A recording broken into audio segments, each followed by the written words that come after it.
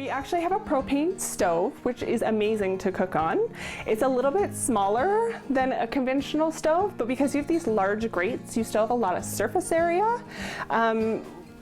Same, you have an oven, and then the broiler is just down in the bottom. Everything's a bit smaller in a tiny home. These houses are continuing to gain popularity as home prices rise. I do love it. It really makes you think about intentional living, and everything needs to have a purpose, and it's great.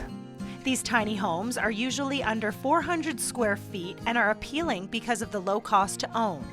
Amy Cozen shared how this is step one in her long-term plan of building a forever home.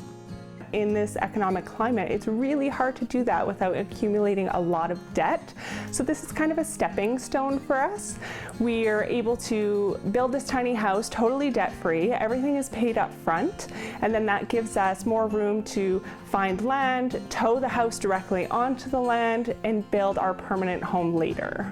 Fellow advocate Kenton Zerbin is a sustainability teacher and supporter for Living with Less. He says it's important to plan for the unknown. In the economy right now, I feel like people kind of struggle. Like, you gotta think about it. If you suddenly get laid off work, or you get an injury, and you're left with these payments for your mortgage, there's not a lot of insurance sometimes there, and that can force you to make a big change in your life and a lot of insecurity. So with building one of these things outright, you suddenly don't have payments to make anymore. You do have to figure out where you're gonna park it, which is a whole other matter altogether, but there are solutions.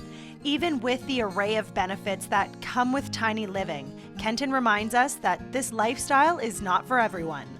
There are some warnings to give to people about going into tiny homes and tiny home living.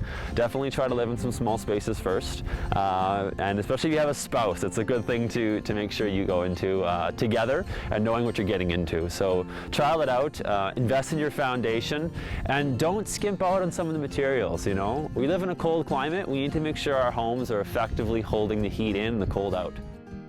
To learn more about this lifestyle concept, head to the Edmonton Home and Garden Show. For Go, I'm Jordan Hurtner.